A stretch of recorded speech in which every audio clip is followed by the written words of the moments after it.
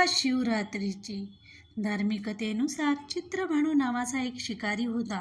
तो प्राणीमात्राला मारून आपल्या कुटुंबाचा उदरनिर्वाह करत असे.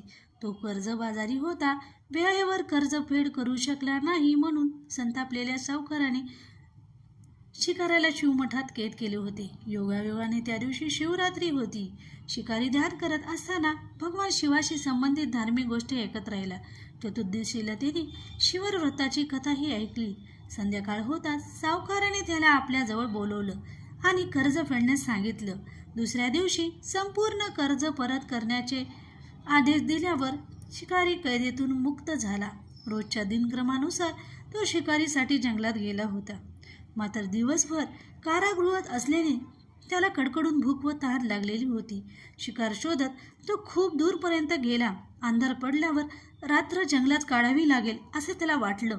तो जंगलातील तलावाच्या काठी असलेल्या बेलाच्या झाडावर चढला आणि रात्र संपण्याची वाट पाहू लागला.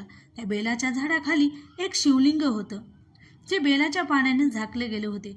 दिवसभर भुकलेला तहानलेला शिकाऱ्याचा नकळत उपवासच घडला आणि शिवलिंगावर बेलाची पानेही वाहिली गेली.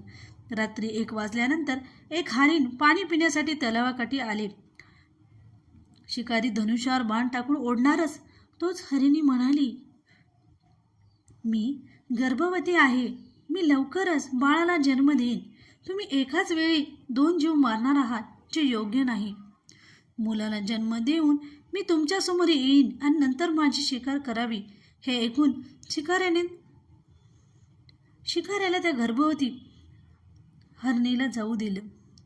त्यावेळी पुन्हा त्याच्या हातातून बिल्वपत्र नकळत शिवलिंगावर पडली.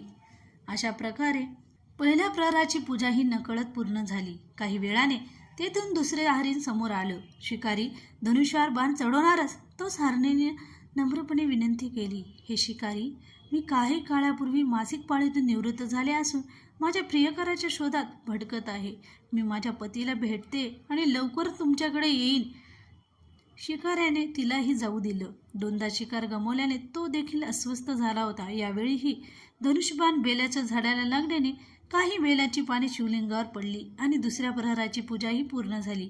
तेवढ्यात तिसरी हरिणी त्याच्या मुलासह तिथून जाताना शिकाऱ्याला दिसली. शिकाऱ्यासाठी ही सुवर्ण संधी होती. धनुष्यावर बाण चढवण्यात त्याने थोडाही वेळ वाया घालवला नाही. तो बाण सोडणारच होता, पण हरिणी म्हणाली, अरे शिकारी, या मुलांना त्यांच्या वडिलांजवळ जाऊन देऊन मी परत येईन. यावेळी मला मारू नका. शिकारी हसला आणि म्हणाला, मी मूर्ख नाही. मी यापूर्वी 2दा माझी शिकार गमावलेली आहे. माझ्या मुलांनाही भूक आणि तहान लागलेली असेल. मला शिकार करावीच लागेल. प्रत्युत्तर देत हरिणी पुन्हा म्हणाली, जसं तुझा मुलांच्या प्रेमामुळे तुला त्रास होतोय ना, तसाच मलाही होतोय. अरे शिकाऱ्या, माझ्यावर विश्वास ठेव. मी मुलांना त्यांच्या वडिलांसमोर सोडून येण्याचे वचन तुला देते.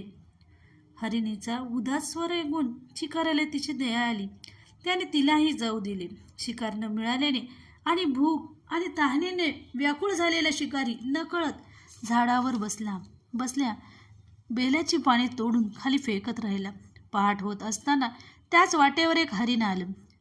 शिकाऱ्याला वाटलं की आता नक्कीच शिकार मिळेल.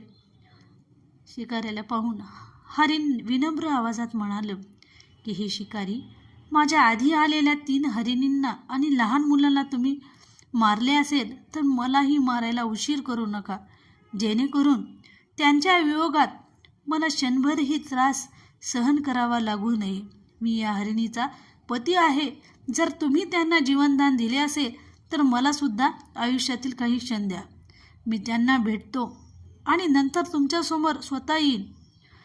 हरणाचे बोलणे शिकाऱ्याने ऐकताच रात्रीचे संपूर्ण प्रसंग शिकाऱ्यासमोर उभा राहिला.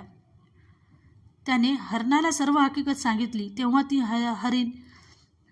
तो हरिण म्हणाला की, ज्याप्रमाणे माझ्या 3 बायका वचनाप्रमाणे गेल्या आहेत, त्याप्रमाणे माझ्या मृत्यूमुळे त्यांच्या धर्माचे पालन करू शकणार नाहीत. म्हणून ज्याप्रमाणे तुम्ही त्यांना वचनबद्ध करून जाऊ दिले असेल, तसे मलाही जाऊ द्या. त्या सर्वांसह मी लवकरच तुमच्यासमोर हजर होईल. शिकाऱ्याने त्यांनाही जाऊ दिलं आणि सकाळीही झाली. उपवास, रात्रीचे जागरण आणि शिवलिंगावर बेलपत्र अर्पण करून शिवरात्रीची पूजा नकळत पूर्ण झाली. पण नकळत झालेल्या उपवासाचे फळ त्याला लगेच मिळाले. शिकाऱ्याचे हिंसक हृदय शुद्ध झाले. काही वेळाने हरिण आपल्या कुटुंबासह शिकाऱ्यासमोर हजर राहिले, जेणेकरून तो त्याची शिकार करू शकेल. परंतु त्याची सत्यती, प्रामाणिकपणा आणि प्रेम पाहून शिकाऱ्याला खूप अपराधी वाटलं. त्या शिकाऱ्याने त्या दिवशी हरणाच्या कुटुंबाला जीवनदान दिले. नकळत शिवरात्रीचे व्रत पाळल्याने शिकाऱ्यावर शुककृपा झाली. तशी तुम्हा अमार हो.